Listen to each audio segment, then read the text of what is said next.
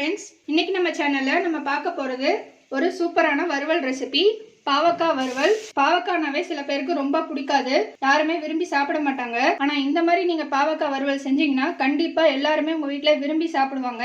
இதை வந்து எப்படி செய்யலாம்னு நம்ம பார்க்கலாம் வாங்க. இந்த பாவக்காய் வறுவல் பண்றதுக்கு நான் மண்சட்டியை ஃபர்ஸ்ட் சூட் பண்ணிட்டு இதுல கடலெண்ணெய் ஒரு 3 டேபிள் ஸ்பூன் அளவுக்கு ஆட் பண்றேன். இப்போ எண்ணெய் நல்லா சூடானதுக்கு அப்புறமா இதுல கடுகு 1 டீஸ்பூன் அளவுக்கு ஆட் பண்ணிக்கலாம். கடுகு பொரிய ஆரம்பிக்கும் போது பூண்டு ஒரு 15 பல் பூண்டு ஆட் பண்ணிக்கலாம். கூடவே கடலைப்பருப்பு 1 டீஸ்பூன் அளவுக்கு ஆட் பண்ணிக்கலாம். இந்த கடலைப்பருப்பு நல்லா பொரிஞ்சு வரட்டும். இப்போ இந்த கடலைப்பருப்பு நல்லா பொரிஞ்சு வந்துடுச்சு. இந்த டைமில் நம்ம கருவேப்பிலை ஒரு கொத்து ஆட் பண்ணிக்கலாம். கூடவே ஒரு பெரிய சைஸ் வெங்காயம் ஃபைன் சாப் பண்ணி ஆட் பண்ணிக்கலாம். இந்த வெங்காயம் வந்து அதிகமாக வதக்கக்கூடாது, ஒரு 40% அளவுக்கு வதங்கினா போதும். ரொம்ப வதக்கிட்டிங்கன்னா பொரியல் நல்லா இருக்காது. வெங்காயம் இந்த அளவுக்கு வதங்கினதுக்கு அப்புறமா தக்காளி, ஒரு பெரிய சைஸ் தக்காளியை இந்த மாதிரி ஃபைன் சாப் பண்ணி ஆட் பண்ணிக்கோங்க. தக்காளி வதங்கிட்டு இருக்கும் போது இந்த டிஷ்க்கு தேவையான அளவுக்கு உப்பு ஆட் பண்ணிக்கோங்க. நான் கல்லுப்பு ஆட் பண்ணுறேன். கூடவே மஞ்சள் தூள் 1 டீஸ்பூன், கொத்தமல்லி தூள் 2 டீஸ்பூன், மிளகாய் தூள் 1 டீஸ்பூன் ஆட் பண்ணிக்கோங்க. இந்த கொத்தமல்லி தூளும் மிளகாய் தூளுக்கு பதிலாக உங்கள்கிட்ட குழம்பு தூள் இருந்ததுன்னா அதை ஆட் பண்ணிக்கலாம். எல்லாத்தையும் ஆட் பண்ணிவிட்டு நல்லா மிக்ஸ் பண்ணிக்கோங்க. நல்லா ஒரு 2 நிமிஷம் வதங்கட்டும்.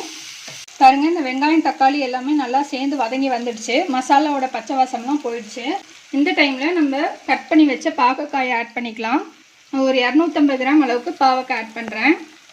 இந்த பாவக்காய் வந்து விதை எடுக்காமல் பாவக்காவை ஆட் பண்ணுறேன். முத்தின விதையை மட்டும் எடுத்துருங்க.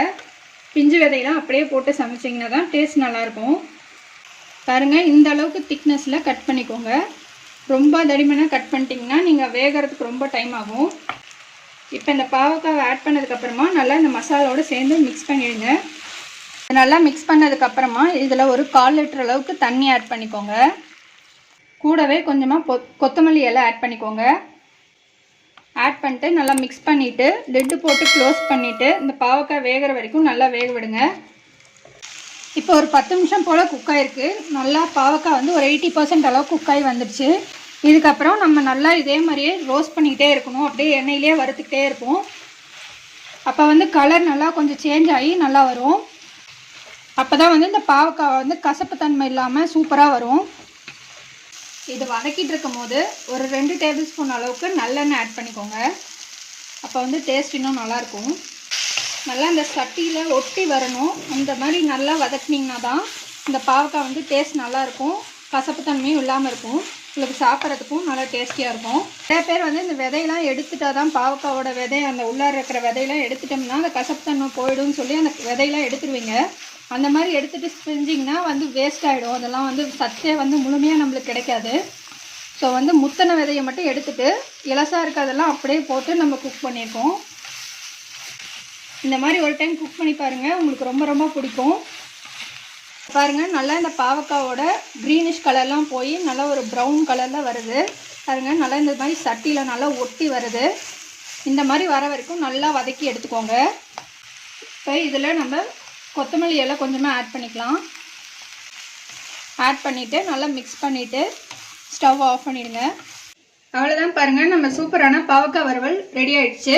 இது வந்து ரசம் சாதம், தயிர் சாதம், சாம்பார் சாதம் எல்லாத்தோடுமே காம்பினேஷன் சூப்பராக இருக்கும். இந்த மாதிரி நீங்கள் ஒரு டைம் ட்ரை பண்ணி பார்த்தீங்கன்னா இது அடிக்கடிக்கு நீங்கள் வீட்டில் செய்வீங்க. குழந்தைங்கள்லேருந்து பெரியவங்க வரைக்கும் எல்லாருக்குமே இது ரொம்ப பிடிச்ச ரெசிபியாக இருக்கும்.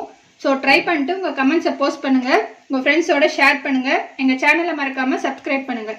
இன்னொரு இன்ட்ரெஸ்டிங்கான வீடியோவில் நம்ம மறுபடியும் மீட் பண்ணலாம். தேங்க்யூ.